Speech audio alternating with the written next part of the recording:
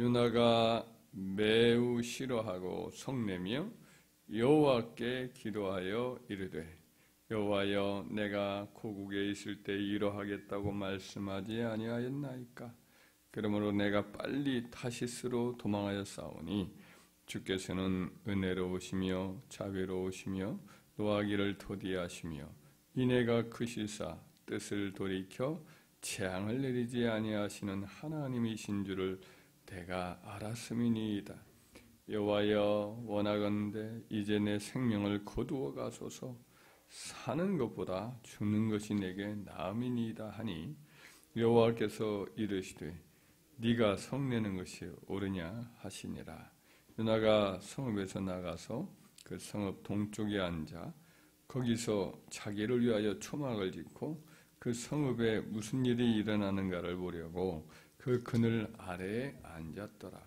하나님 여호와께서 박능쿨을 예비하사 요나를 가리게 하셨으니 이는 그의 머리를 위하여 그늘이 지게 하며 그의 괴로움을 면하게 하려 하심이었더라.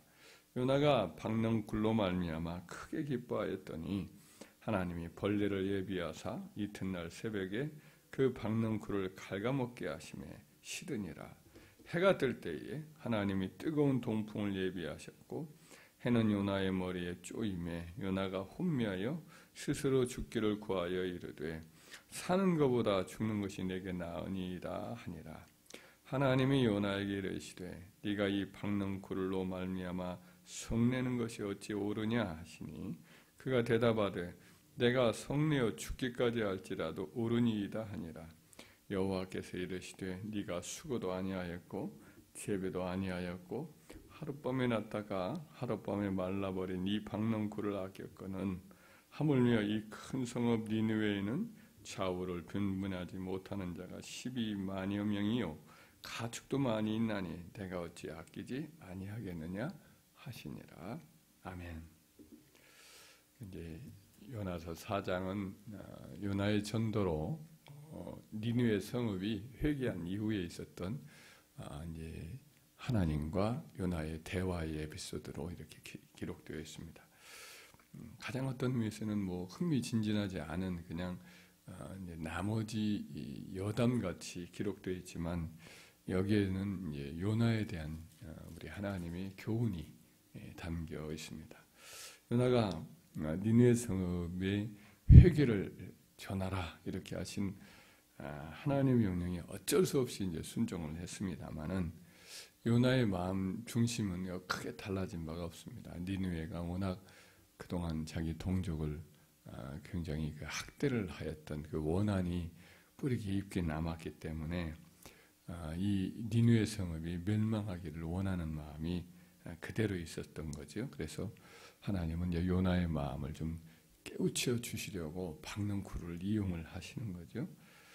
요나가 이제 니느웨 성읍이 회개를 하고 하나님이 심판하지 아니하신다라는 그와 같은 증거를 어느 정도 깨닫게 되니까 이제 화가 나가지고 성읍 동쪽에 자그마한 언덕에 이제 초막을 지어놓고 어떻게 되나 보자 하고는 그렇게 이제 바라보고 있는 거죠.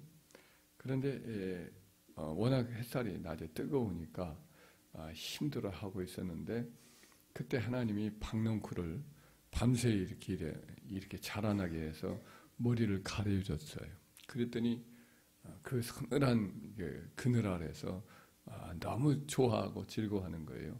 참 이 박능쿨 너는 어떻게 갑자기 이렇게 자라나가지고 나를 이렇게 시원케 하느냐 하고는 박능쿨을 아주 사랑스럽게 마음이 즐거워서 쳐다보면서 이렇게 쉬고 그렇게 지냈던 거죠. 그런데 바로 밤사이에 또 하나님이 벌레 하나를 보내가지고 박능쿨 밑을 갉아먹게 하니까 곧장 뭐 시들어버리고 만 거죠.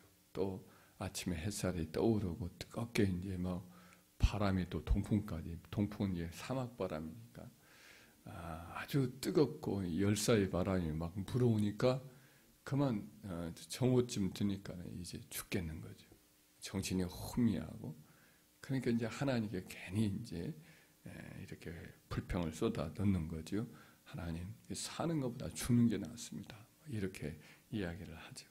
그러니까 하나님이 또 상대를 해줍니다. 네가 이 박능골로 말미암아 성내는 게 옳으냐? 그러자 또 투정을 하지요. 퉁명스럽게 내가 성내어 죽기까지 할지라도 내가 옳습니다. 이렇게 이야기를 합니다. 하나님이 교훈을 해주죠. 네가 수고도 아니하였고 재배도 아니하였고 하룻밤에 났다가 하룻밤에 말라버린 이 박능쿨을 아꼈거든. 하물며 이 큰 성읍 니느웨는 좌우를 분별하지 못하는 자가 12여만 명이요 또 가축도 많이 있나니 내가 어찌 아끼지 않겠느냐. 요나는 사실은 그 박능쿨에게 아무런 애정을 가지고 돌보지는 않았잖아요. 갑작스럽게 나타난 건데도 그렇게 자기를 좀 가려줬다고 그렇게 아끼고 그 박능쿨을 기뻐하고 즐거워했잖아요. 근데 니느웨 성읍은 하나님이 친히 생명을 주고 그들을 길러주고 그들을 아끼는 그런 좌우를 분별하지 못한 사람이라는 것은 아마 아이들을 얘기하는 것 같아요. 12만 명보다 훨씬 더 많은 사람들이 그 성읍에 살고 있었기 때문에 큰 성읍이었기 때문에 그러니까 아이들만 12만 명이고 또 가축도 수백만 마리고 이와 같은 큰 성읍을 사람들의 생명이 있는데 그들을 먹이고 기르고 이렇게 살리고 생명을 늘 아껴보고 있었던 그 나라가 그 백성이 회개하는 것을 그래서 사는 것을 하나님이 얼마나 기뻐했겠느냐. 이렇게 하나님이 박능쿨을 통해서 요나에게 가르쳐주고자 한 거죠. 하나님의 보편적 사랑, 하나님의 그 한없는 은혜를 요나가 좀 헤아리기를 원하는 거죠. 우리들은 요나처럼 이렇게 자기중심으로 생각하기가 참 쉽습니다. 내게 이로우면 무조건 유익이 되고 내 생각에 맞지 않으면 옳고 그름과 상관없이 이렇게 비판하기가 쉽습니다. 내 진영이면 무조건 이제 그의 허물도 이렇게 생각하지 않고 보아 넘기고 상대방이면 그냥 옳고 그름 상관없이 비판하고 비방하기가 쉽습니다. 그런데 하나님은 그렇지 않거든요. 하나님은 모두를 포용하고 사랑하고 동시에 옳은 것은 또 옳다. 아무리 내 편이라도 그런 것은 그러다. 이렇게 하나님은 분명하게 말씀을 하시고 모든 사람을 다 아시고 다 상대적 의인일 뿐이죠. 상대적 죄인일 뿐이죠. 그래서 모든 사람이 다 진리를 알고 구원에 이르기를 원하시는 것이 하나님의 마음이죠. 모든 사람의 생명, 또 가축까지도 이렇게 사랑하고 아끼는 분이 하나님이시죠. 누가복음 15장도 오늘 이 말씀과 거의 비슷한 내용인데 둘째 아들이 돌아왔어요. 그러자 이번에는 큰아들이 아버지의 마음을 속을 썩입니다. 큰아들은 평소에는 아버지 마음을 이렇게 아프게 한 적이 한 번도 없습니다. 그런데 둘째 동생이 자기 동생이 돌아오니까 돌변을 해요. 그러니까 큰아들 속에 있었던 이기심, 배타성, 질투심 이런 것이 폭발을 한 거죠. 아버지는 그동안 그는 이제 아버지 마음을 전혀 그동안 몰랐던 거죠.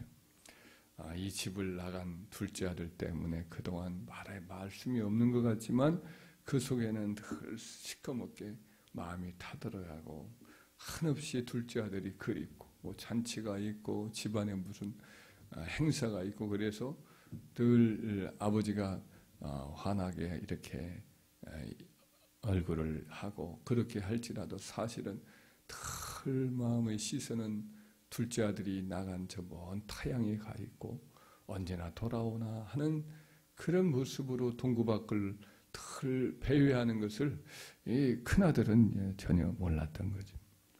그 큰아들의 마음에는 자기 동생에 대한 사랑이 전혀 없었고 오직 둘째 동생이 가지고 나간 유산만 그냥 아깝고 그랬던 거죠. 그러다가 동생이 돌아왔어요. 재산을 다 털어먹었어요. 그리고 돌아온 동생을 아버지가 반갑게 맞아서 잔치를 벌이니까 이제 화가 머리끝까지 이렇게 올라와서 그냥 지나갈 수가 없는 거죠. 그래 아버지 속이라도 한번 뒤집으려고 집에 안 들어가고 이렇게 밖에서 이렇게 아버지를 불러내서 이제 아버지와 대화를 하면서 자기 불만을 털어놓는 거죠. 그런데 아버지는 큰아들에게 말합니다. 예, 너는 항상 나와 함께 있으니 내 것은 다 네 것이로도 네 동생은 죽었다가 살았고 내가 잃었다가 얻었기로 우리가 즐거워하고 기뻐하는 것이 마땅하지 않냐, 이렇게 말씀을 합니다. 큰아들도 아버지 마음을 좀 헤아려주고 이렇게 똑같은 즐거움과 기쁨을 갖기를 지금 이 아버지가 원하는 거죠. 이처럼 이제 하나님 아버지도 동일한 마음을 우리에게 품기를 원하시는 거죠. 우리의 마음이 인간적이고 육신적이고 자기 어떤 이익에 맞추어서 생각하고 판단하고 이렇게 하는데, 그러지 않고 하나님 마음을 좀 깊이 이해하고 하나님의 사랑을 깊이 이해하여서 그와 같이 모든 사람을 품고 사랑하고 용서하고 또 기도해 주기를 원하는 거죠. 우리 자신의 기준으로만 생각하지 말고 하나님 마음을 좀 더 알아가기를 하나님 원하십니다. 성령님께서는 그런 하나님의 마음을 때로는 우리에게 알려주시고 또 동일한 마음을 갖고 중보기도를 하기도 하시지만은, 우리는 우리 자신의 경험과 우리 자신의 어떤 생각 또 세상적인 여러 가지 판단에 이끌리다 보면 어느 틈에 감정이 하나님 마음과 멀어질 때가 있어요. 북한에 있는 형제들, 예수 믿는 동족들이 고생을 하고 있지만 우리는 이제 그러지 않으니까 우리 감정이 그들 잊어버리기가 쉽잖아요. 중국에 있는 형제들도 지금도 고통을 겪고 제대로 모이지도 못하고, 이슬람에 있는 형제들도 마찬가지인데, 참 그들을 우리가 품고 기도해주고 공감해주고, 저 공산당 일당 독재가 빨리 무너지게 해달라고, 북한에 있는 김정은 정권이 무너지고 형제들이 속히 자유로운 신앙생활을 할 수 있기를 간절히 원하는 것이 우리 마음에 막 뜨겁게 올라오고 중보기도 하고 이러기가 좀 쉽지는 않은 것 같습니다. 우리가 오늘 이 본문의 말씀에 보면 요나와 크게 다를 바가 없지 않나, 이런 생각을 해보고, 큰아들과 같이 또 그런 마음이 또 속 좁은 마음을 가질 수도 있습니다. 그래서 우리가 하나님의 마음을 알게 해달라고 늘 성령님께 의지하고 간구하는 저와 여러분 되길 바랍니다. 우리 예수님께서 산상수훈에 보면 이르시기를, 너희가 너희를 사랑하는 자를 사랑하면 무슨 상이 있겠느냐, 세리도 이같이 하지 아니하느냐, 너희가 너희 형제에게만 무난하면 더하는 것이 남보다 더하는 것이 무엇이냐, 이방인들도 이같이 아니하느냐 하시면서, 그러므로 하늘에 계신 너희 아버지의 온전하심과 같이 너희도 온전하라. 해가 악인과 선인을 골고루 다 비춰주고 비가 악인의 밭이나 선인의 밭 가리지 않고 다 내리듯 너희들도 아버지와 같이 그 온전한 사랑을 품도록 그렇게 힘써라, 이렇게 가르쳐 주셨는데, 우리도 세월이 갈수록 그 아버지 마음을 알고 또 넓은 사랑, 더 큰 사랑, 원수마저도 기꺼이 용서하고 품고 기도해 줄 수 있는 저와 여러분이 되어가기를 간절히 소원합니다.